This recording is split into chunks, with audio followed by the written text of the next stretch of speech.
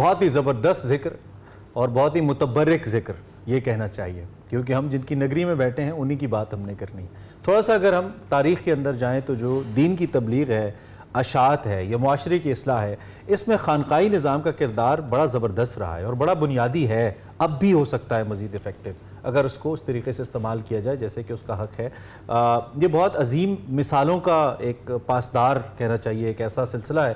امت کی اصلاح کی بات ہو، تبلیغ و اشاعت ہو، اس کی کوئی تاریخ خانقاہوں کے بوریہ نشینوں کے تذکرے کے بغیر ادھوری ہی نظر آتی ہے۔ بالخصوص ہم اگر سب کانٹیننٹ بر صغیر کی بات کریں تو اس سرزمین پر آج تک قال اللہ اور قال رسول اللہ صلی اللہ علیہ وآلہ وسلم اور توحید رسالت کی جو آواز گونج رہی ہے، یہ اسی فیض کی مرہون منت ہے، اسی فیض کا سرچشمہ ہے جو ہم تک پہنچا ہے۔ ان خانقاہوں کی جو دعوتی طبیعت ہے اور تبلیغی ماحول ہے، ان کاوشوں کی بدولت ہی آج ہم بہت سارے ایسے معاملات ہیں جن کو جان پاتے ہیں۔ شمع توحید و رسالت صلی اللہ علیہ وآلہ وسلم اپنے دلوں میں جلائے بیٹھے ہیں۔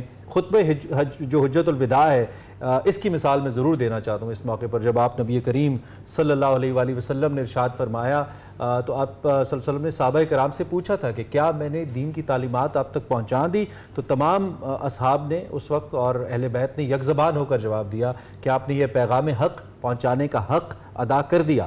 پھر 3 دفعہ آپ نے آسمان کی طرف انگلی اٹھائی، شہادت کی اشارہ کیا اور بارگاہ الہی میں التجا کی کہ یا اللہ، اے رب، ایز رب ذوالجلال، تو گواہ رہنا کہ میں نے تیرا پیغام لوگوں تک پہنچا دیا، اور پھر لوگوں سے کہا کہ تم اپنے بعد آنے والوں تک یہ پہنچا دینا۔ اور یہ بیڑا جن لوگوں نے اٹھایا ان کو ہم علماء حق بھی کہتے ہیں، ان کو اولیاء اللہ بھی کہتے ہیں، اور یہ وہ لوگ ہیں جنہوں نے کمال قسم کی خدمات اسلام کے لیے دی۔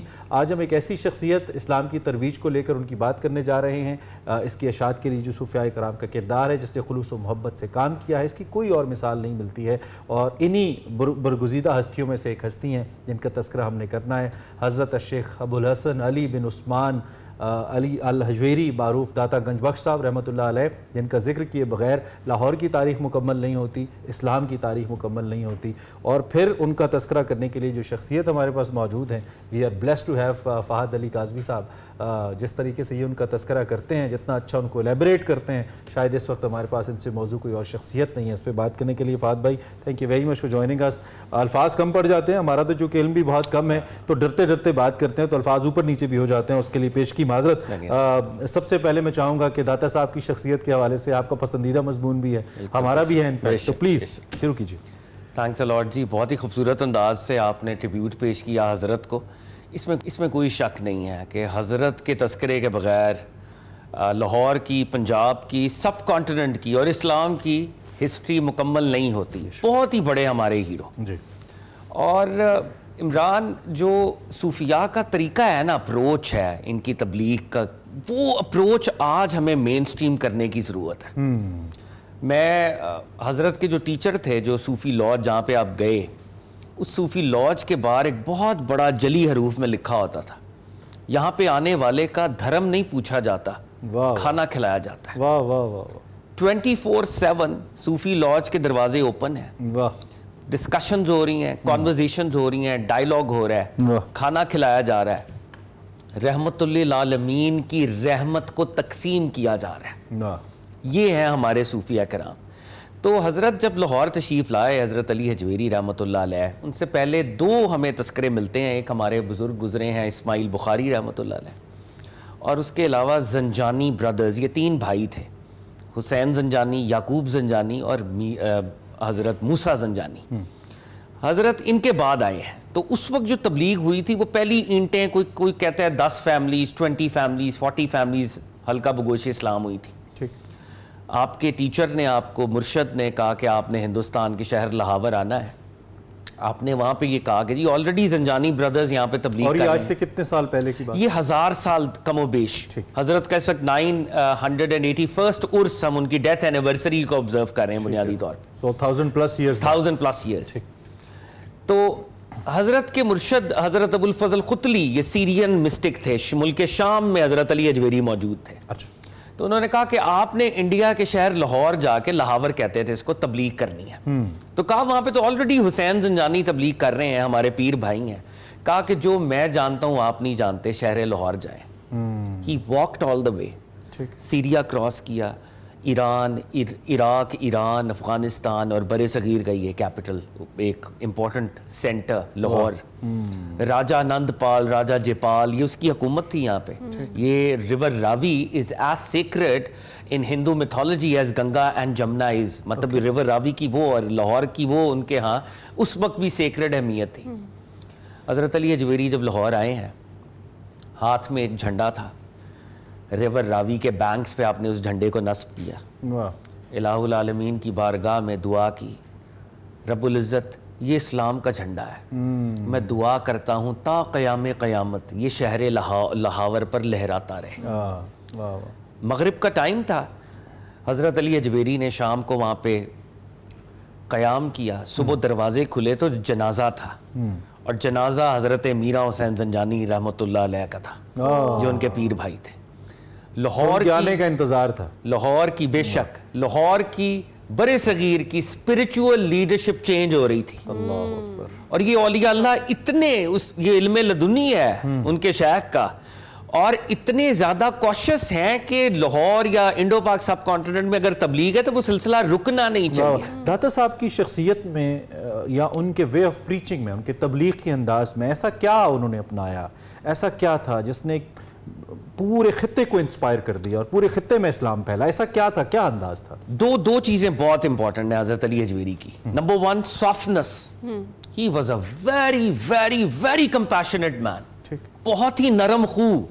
امام حسن علیہ السلام کی اولاد میں سے ہیں تو امام حسن کا حلم جو تھا نا وہ ان کے ذات سے جھلکتا تھا. Number 2 intellect, very very sophisticated intellectual, جو کمپلیکیٹڈ فلوسافیکل تھیولوجیکل کانورزیشنز ہو سکتی ہیں علی اجویری وہ کرتے تھے. اور آپ کی جو کتاب ہے کشف المحجوب، آپ نے لاہور میں بیٹھ کے بائی دا وے لکھی تھی. اس کتاب کے ملٹیپل لینگویجز میں ترجمے ہو چکے ہیں، اور وہ کتاب اس کا ایک مینوسکرپٹ رشیا ماسکو کے اندر پڑا ہوا ہے. کیمبرج کے پروفیسر نکلسن جو اقبال کے ٹیچر اور کنٹمپریری تھے، پہلی دفعہ انگریزی میں اس کا ترجمہ ہوا. تو کتاب حضرت کی انٹلیکٹ کو دکھاتی ہے. تو یہ آج کل کے اسکالرس کو سمجھنے کی ضرورت ہے. Number 1 compassion, softness. Number 2 sophisticated intellectual ہونا. جن انٹلیکچوئلس کی طرف آپ یہاں کے اشارہ کر رہے ہیں وہ they lack this softness. First of all ان کا جو انداز بیان ہے وہی اتنا ترش ہے کہ وہ ایک عام آدمی کو انسپائر نہیں کر سکتا. اچھا، کہاں پہ جو یہ خانقاہی نظام کی اتنی زبردست بنیادیں ہیں، اتنا اس کا خوبصورت چہرہ ہے، اتنی خوبصورت تاریخ ہے، اور کیسی کیسی شخصیات ہے. یہ تو ایک شخصیت ہے تو گلدستہ ہے، جہاں جہاں ایک کہانی کھولتے جائیں پوری تاریخ سامنے آتی ہے. لیکن یہ نظام کہیں ڈسٹریکٹ بھی ہوا ہے، بہت زیادہ ہوا ہے، اس کا غلط استعمال بھی ہوا ہے اور ہو رہا ہے. ایون داتا صاحب کی اپنی خانقاہ کا جو استعمال ہے، میں کہتا ہوں جتنا مؤثر ہو سکتا ہے معاشرے کی اصلاح کے لیے وہ نہیں ہو رہا. لنگر کی حد تک، سلاموں کی حد تک، اور تصویروں کی حد تک، اور قوالیوں کی حد تک محدود ہو کے رہ گئی ہے. اس کا بہترین استعمال ہو سکتا ہے اسلام کی ترویج کے لیے. یور ٹیک آن دس. عمران، آپ حیران ہوں گے، 1000 سال پہلے ایگزیکٹلی داتا صاحب بھی یہی نوحہ صوفیوں کے بارے میں پڑھ رہے ہیں اپنی کتاب کے اندر. اور کتاب جو کشف المحجوب لکھی اس کی ایک بنیادی وجہ یہ تھی کہ سیوڈو مسٹسزم بہت بھر چکا ہے. داتا صاحب اپنی کتاب میں لکھتے ہیں صوفیوں کے یا اسپرچول لوگوں کے 3 طبقے ہیں. صوفی کا لفظ گرینڈ صوفی ماسٹرز کے لیے صرف اب استعمال کرنا چاہیے. ایک وہ ہے جو متصوف ہے، جو ٹورڈز مسٹسزم چلنے کی کوشش کر رہا ہے، اور ایک وہ ہے جو صوفیزم کو دنیا حاصل کرنے کے لیے استعمال کر رہا ہے. اور داتا صاحب کریٹیک کرتے ہوئے کہتے ہیں کہ وہ مستصوف ہے. تو اس وقت ہم مستصوفین سے بھرے ہوئے ہیں، اور داتا صاحب 1000 سال پہلے یہ کہہ رہے ہیں.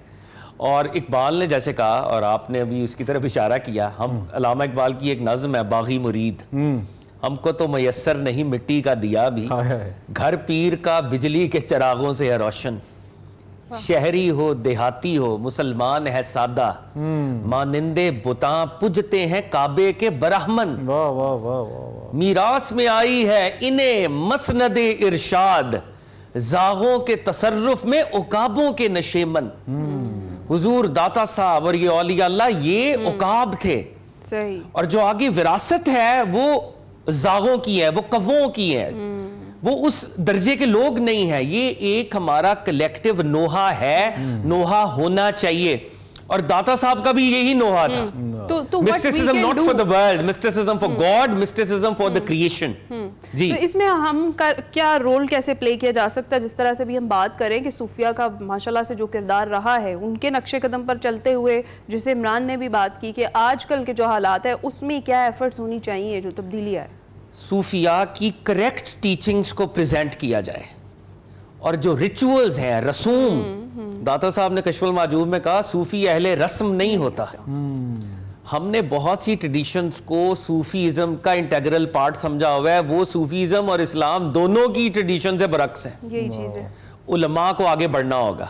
ان صوفیاء کے ٹیکسٹ موجود ہیں، کئی فیبریکیشنز بھی ہو سکتی ہیں، ان فیبریکیشن سے ہٹ کر وہ ساری ٹیچنگ جو اللہ اور اس کے رسول صلی اللہ علیہ وآلہ وسلم کی تعلیمات کے مطابق ہیں ان کو مین سٹریم کریں، اور اس تصوف کو مین سٹریم کرتے ہوئے، ان کی ٹیچنگز کو اڈاپٹ کرتے ہوئے جو سوڈو سمبلز ہیں ان کو ریجیکٹ کریں، اور ان کے ریجیکشن کی کوئی بات ہونی چاہیے. ٹھیک، ہم کہیں پہ بھی ان صوفیاء کے حوالے سے ایک انتہائی محدود طبقہ ہے اس کو بات کرتے ہوئے بھی دیکھتے ہیں، اور بعض اوقات اس طبقے کا اٹائر ایسا ہے کہ وہ اگر بہت اچھی بات بھی کر رہے ہوں تو ہماری یوتھ اس کی طرف نہیں جاتی. جیسے اب یوتھ کنونشنل پالیٹکس کی طرف نہیں جاتی نا، they need new young phases, vibrant phases. In this context لوگ اسلام میں بھی اس شخص کو سننا چاہتے ہیں جس سے وہ ریلیٹ کریں، خاص طور پہ 70% ہمارے نوجوان. اس پہ کتنا کام ہونا چاہیے اور ہماری یوتھ کے لیے کیا ہے اس کے اندر، خاص طور پہ داتا صاحب کی عظیم شخصیت کو دیکھتے ہیں؟ داتا صاحب نے اس پر بھی بات کی. صوفی ایک خاص ڈریس کوٹ پہنا کرتے تھے، اس کو گدڑی کہتے ہیں، وہ ایک رف قسم کا ایک وہ ہوتا تھا، روب. داتا صاحب کہتے ہیں یہ جو ڈریس کوڈ ہے نا، یہ تصوف کو، اسپریچوالٹی کو، مسٹسزم کو سمبلائز نہیں کرتا. یہ گدڑی تمہارے باطن پہ ہونی چاہیے، ظاہر میں نہیں ہونی چاہیے. واہ واہ واہ کیا بات. تو آج جو ہمارے اسکالرز ہیں، علامہ اقبال کیوں پاپولر ہوئے؟ کیونکہ I can identify with Iqbal. He looks like me. Yes.